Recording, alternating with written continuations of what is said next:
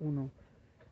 Muy buenas tardes, maestro Luis Felipe Cariño. El día de hoy vamos a llevar a cabo una entrevista sobre el descubrimiento de la Corte de Justicia de Chilacachapa, un descubrimiento que se hace en equipo entre el señor principal Felipe Flores de Chilacachapa, usted en el lado académico y su servidor Francisco Javier como periodista investigador de la localidad. Me gustaría mucho, maestro, que nos pueda hablar primero del antecedente del Códice Mendoza, donde aparece desde el Códice Mendoza en sus orígenes y después mencionar el caso de Chilacachapa en la lámina 37. Sí, con mucho gusto, Francisco Javier, que además eres miembro del gobierno indígena, de la administración indígena en Chilacachapa, que no lo mencionaste y vale la pena que se sepa. Mira, el Códice Mendocino, que aquí lo tenemos, una copia facsimilar, una muy bella edición mexicana del año 79, el Códice Mendocino es, es un códice que mandó a hacer justamente el virrey de Mendoza, porque se dio cuenta de la importancia de este códice. El códice mendocino está dividido en tres partes.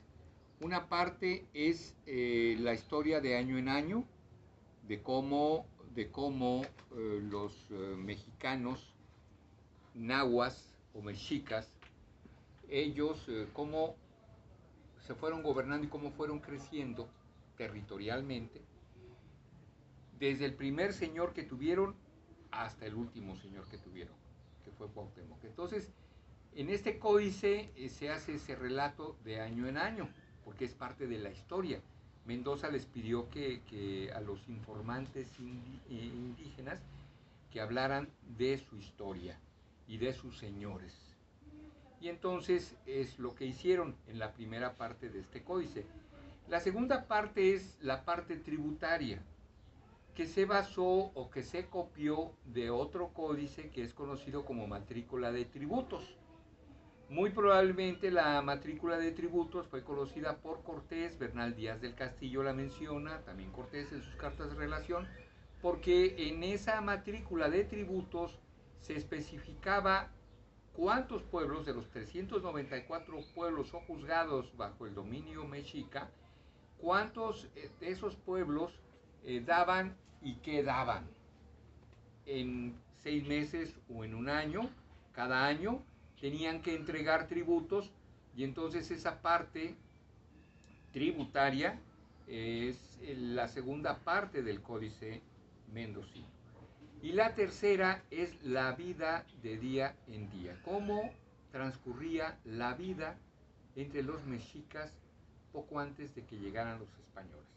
Entonces es un relato resumido muy interesante de lo que era el mundo mexica desde el punto de vista económico por la matrícula de tributos y la parte tributaria, desde el punto de vista histórico de sus señores, porque nombran a todos los señores y además las conquistas que hicieron cada uno de sus señores en su devenir histórico y además la parte de la vida social diaria que tenían los antiguos mexicanos.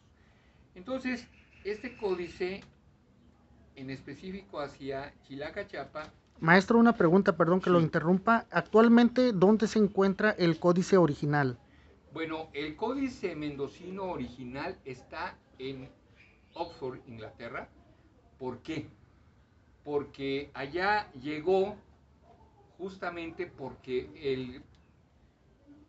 el virrey, al mandar a hacer el códice en papel europeo, se lo envió al rey Carlos V, al emperador Carlos V de Alemania y primero de España, para que supiera de las cosas de su nuevo, del territorio conquistado, del territorio mexica, de la náhuatl. Y entonces le mandó el libro en un barco, que era la única forma de transportarse entonces, y el barco fue atacado por piratas franceses. Los piratas franceses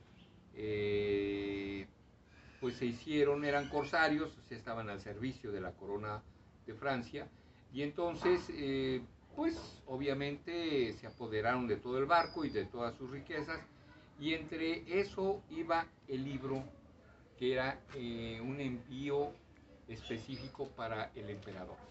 Pero lo que sucedió fue que ese códice pues llegó a manos del rey de Francia. Él se lo dio a su cosmógrafo, que era el nombrado por el rey de Francia, Francisco I, como el que tenía que ver con las cuestiones geográficas e históricas.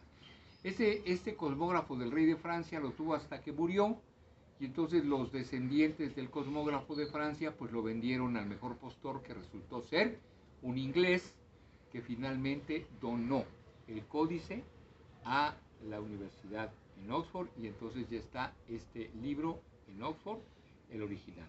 Esta es una copia facsimilar, que quiere decir que es una copia idéntica al original. Claro que tiene una serie de modernas traducciones y contribuciones, ¿sí? Aquí está el texto explicatorio en español del siglo XVI, que hay que hacer la paleografía. Aquí está ya la traducción, aquí la paleografía, ¿sí? Y entonces vemos el códice y vemos que el arreglo que tiene este códice es ligeramente distinto al de la matrícula de tributos, pero en esencia contiene la misma información. Cambia un poco la colocación de los pueblos, y en este caso vemos aquí que el primer pueblo que vamos a ver en cada lámina es la cabecera, en la cual se concentraba todos estos artículos que eran parte del tributo. Eran los tributos, todos estos productos se concentraban en la cabecera, y eran 14 pueblos en esta región, que los voy a nombrar aquí: Cuetzalan, Alahuistlán, aquí vemos a Izcatiopan, ¿verdad? Pero bueno, desde aquí si empezamos es el pueblo de Tepecuacuilco, Chilapa, Ohuapan, Huizuco, Tlaxmalac, Iguala, Cocula, Atenango, que hoy es Atenango del Río, Chilacachapa, sí, aquí está Chilacachapa, Teloloapan, vean bien Chilacachapa, Teloloapan, sí, este es el lugar en donde se... Este es Osuma, ¿no? Ostoma. Ostoma. Sí, probablemente es Ostotitlán ahora, ¿sí? Ostoma, o está ligeramente, es Ostoma. Aquí está el pueblo de Ixcatiopan, Alahuistlán y Cuetzalan. Entonces, estos 14 pueblos tributaban estos productos: trajes para guerreros, ¿sí? Alimentos, los 4 granos básicos del México antiguo, que eran el maíz, el frijol, el amaranto y la chía, 5 collares de jade, y en fin, estos son unos receptáculos, unos jarritos de barro en donde se metía miel, la miel de las abejas mexicanas, las meliponas, que no tienen aguijón. Y entonces, esto no sabemos con exactitud que de aquí Chilacachapa participaba, pero no sabemos qué aportaba, ¿verdad? Pero ahí está en específico, eso yo creo que lo van a descubrir después otros investigadores, espero, para saber exactamente qué pueblo es lo que tributaba y se concentraba todo en Tepecuacuilco. Muy bien. ¿Sí? Ahora bien, en lo que respecta al descubrimiento que acaba de hacer Francisco Javier junto con el señor Don Felipe allá en Chilacachapa, es que encontraron la correspondencia de tipo jurídico que había para resolver los problemas entre los pobladores desde el punto de vista jurídico. Eran 4 jueces que participaban para diferir, para negociar, para conciliar cuando unas personas discutían. ¿Dónde estaba este tribunal para la gente? En donde había más problemas. ¿Y dónde había más problemas? En el mercado de Tlatelolco. Entonces ahí estaban ellos en una parte del mercado de Tlatelolco para dirimir las diferencias y resolverlas entre los comerciantes, entre ellos mismos o con los clientes. Pero entonces estos señores eran los que en un juicio abierto y oral resolvían los problemas que se suscitaban en el mercado de Tlatelolco, pero también los problemas que se suscitaban en toda la ciudad.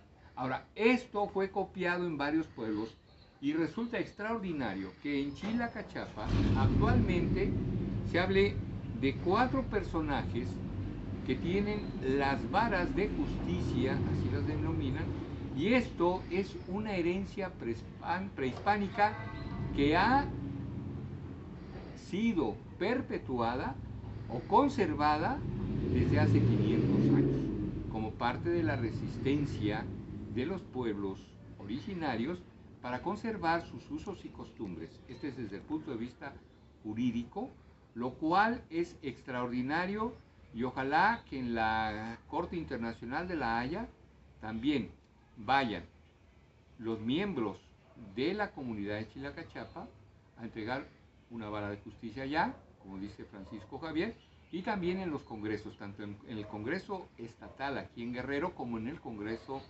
Federal. ¿Por qué? Porque es extraordinario que después de 500 años todavía haya pueblos como el de Chilacachapa que afortunadamente han logrado conservar esta tradición, entre otras muchas, y es de reconocerse y además es de aplaudirse, y les deseamos que tengan todo el éxito posible para que den a conocer un uso y costumbre desde el punto de vista jurídico que conservaron a través de la historia de México, desde tiempos inmemoriales, desde antes de la llegada de los españoles hasta la actualidad. Y no me resta más que felicitar al pueblo de Chilacachapa, que bueno, por favor, Francisco Javier, harles llegar mi reconocimiento y los mejores parabienes. Muchas gracias. Muy bien. Maestro, si me permite, hay 2 cosillas que quisiera mencionar. Sí. En el caso del estado de Guerrero, sabemos que hay una ley, que es la ley 701, que es en materia de pueblos indígenas. Sí. Hace un rato estuvimos analizando esta ley y podemos observar que hay un reconocimiento de los sistemas de impartición de justicia indígena, pero solo y únicamente para la montaña y Costa Chica, y no hay una visibilidad ni un reconocimiento para los sistemas de impartición de justicia de zona norte, y mucho menos para la Corte de Justicia de Chilacachapa. ¿Usted cree prudente hacer una modificación de visibilidad en cuestiones legislativas en el estado de Guerrero? Por supuesto, tiene que reconocerse y tiene que valorarse en toda la extensión de su importancia desde el punto de vista jurídico, histórico, como un legado de los pueblos originarios. Definitivamente hay que reconocer en la zona norte que también hay esa herencia cultural que no debemos perder. Entonces, si no existía en la ley más que la montaña y la Costa Chica, bueno, pues es que también en la Costa Grande, en Tierra Caliente y en el norte, tiene que preservarse la memoria histórica que se manifiesta de muchas maneras. Todo es parte de la cultura y qué bueno que haya una herencia cultural, pero independientemente de que es bueno que exista esa herencia cultural, lo más importante es que se preserve y que se reconozca desde el punto de vista jurídico a nivel local y a nivel nacional. Maestro, ya con esto vamos a finalizar. ¿Por qué esto sería un descubrimiento de trascendencia hasta incluso nacional? Allá en Chilacachapa es algo que ha existido, la Corte de Justicia, sin embargo, es muy difícil decirlo, que los propios miembros del pueblo desconocen o desconocían este argot histórico, social, cultural. Es hasta a partir de un diálogo que mantengo con los principales, en especial con don Felipe, quien nos comparte la riqueza histórica de las varas de justicia, que ojalá, maestro, que pueda usted mencionar que el señor Barlow y Weiglaner son de los primeros quienes hacen estos registros de las varas, y es el señor Felipe que, en coordinación con su gabinete, pues aportan estos acervos culturales, y que lo verificamos nosotros en el códice y hacemos este descubrimiento. Pero yo quisiera que usted nos pueda decir por qué esto es de importancia a nivel nacional, este descubrimiento que hemos hecho. Sí, bueno, has mencionado 2 grandes investigadores, Weiglaner y Barlow. Ellos pues fueron de los primeros que empezaron a hacer estudios de campo en el estado de Guerrero y sus aportaciones fueron muy significativas para la historia mexicana. Sobre todo Barlow hizo una labor extraordinaria, magnífica, y es de reconocerse su aportación. Ahora bien, ellos son los primeros en hablar de las varas de justicia. Hay también otro investigador que siguiéndolos también habla de esto. Pero justamente, así como los estudios de tipo natural, biológicos, al estudiar una comunidad o una comunidad vegetal o una comunidad animal, lo que se hace, o un ecosistema, es estudiarlo a través de toda una temporada para ver las 4 estaciones, cómo se comporta esa comunidad animal, esa comunidad ecológica, esa comunidad vegetal. Igual en un pueblo hay que permanecer. Barlow, desgraciadamente, y Bailaner no estuvieron mucho tiempo en Chilacachapa, porque si no hubieran hecho este descubrimiento antes y otros. Entonces, justamente hay que quedarse una buena temporada. Ahora, ¿por qué el número 4 es importante en estos jueces? Porque el número 4 era sumamente importante en el México antiguo. Eran 4 los 4 rumbos cardinales, pero también los intercardinales. Entonces, los intercardinales, por supuesto y sobre todo, mencionaban o hacían reconocer el cambio de las estaciones. Y entonces era la importancia capital del número 4. Y por eso eran 4 los jueces que estaban acá.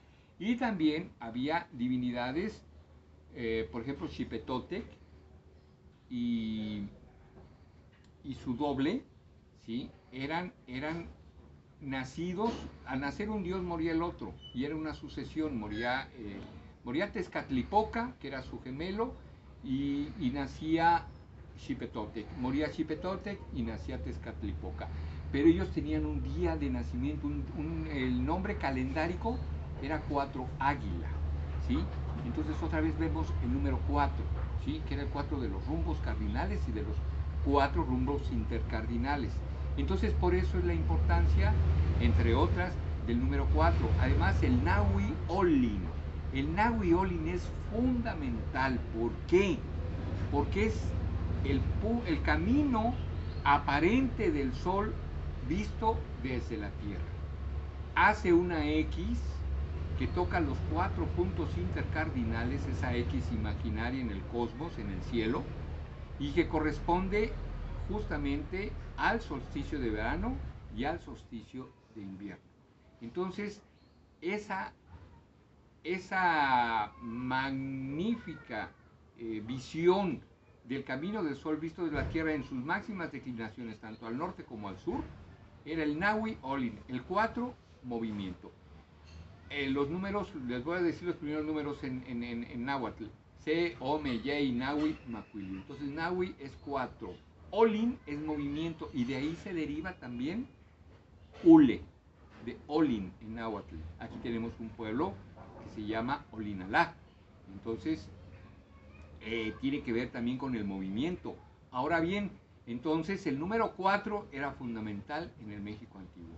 Y como entonces el número 4 era tan importante, por eso había cuatro señores que eran los jueces y tenían sus 4 ayudantes y dirimían los problemas con las gentes que tenían algún altercado y tenían que decidir estos jueces.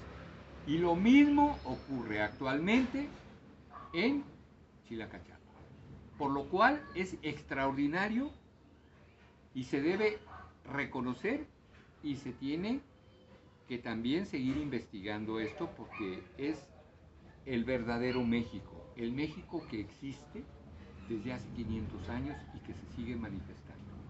Muy bien, maestro, muchas gracias y buenas tardes. Muy buenas tardes.